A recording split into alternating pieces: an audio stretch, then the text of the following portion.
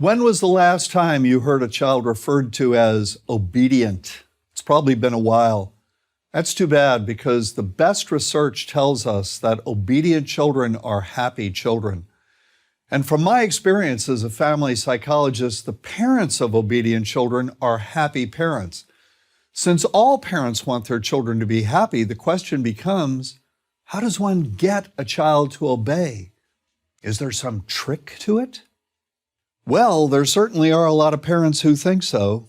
They believe that proper discipline is a matter of using the right methods, techniques, and strategies, what I call consequence delivery systems.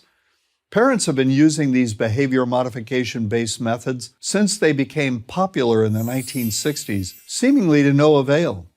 Would anyone argue that today's kids are more obedient than kids were several generations ago? I don't think so. The reason these methods and techniques don't work is that proper discipline is not a matter of proper methods. It's a matter of a proper attitude on the part of the parent. Let me illustrate the point. Let's say that for a week, I observe the classroom of a grade school teacher who has the reputation of being the best disciplinarian in her district. She consistently has fewer behavior problems than any of her colleagues. What is she doing? She's making her expectations perfectly clear, which means, first, she communicates in simple, declarative sentences. She doesn't use 50 words when she could use 10. The more words you use to communicate your expectations, the less confident you sound. Second, she prefaces her instructions to her students with authoritative phrases like, I want you to, and it's time for you to. She says, it's time for you to take out your math books and turn to page 25, as opposed to, let's take out our math books and turn to page 25, okay? Third, this teacher does not explain the motives behind her instructions to her students. Why? Because she knows that explanations invite arguments.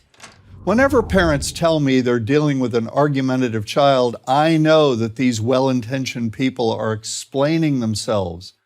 They tell their child why they want him to pick up his toys, for example, and he argues, because you can always pick apart an explanation. If you don't explain yourself when you give an instruction to a child, then the child, being a child, is almost surely going to ask for one. He's going to ask, why? Or why not? At which point, get ready for a big surprise. Your answer should be, because I said so.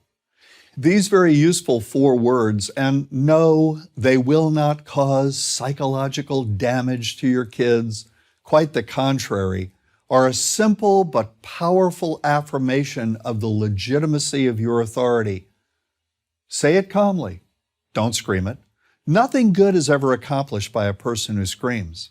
Last but certainly not least, when giving instructions to a child, do not, let me repeat, do not bend down to the child's level. Getting a child to do what he or she is told is a matter of looking and acting and talking like you have complete confidence in your authority. Bending down to a child's level does not look authoritative. It looks, in fact, like you're one movement away from being down on your knees in front of a king. I know you've read somewhere that you should get down to a child's level when you talk to him. Well, all I can tell you is that there's a lot of really bad parenting advice out there, and that's but one example. Speak to children from an upright position. That causes them to look up to you, and that is a good thing for them and for you both. I'm John Rosemond, author and family psychologist for Prager University.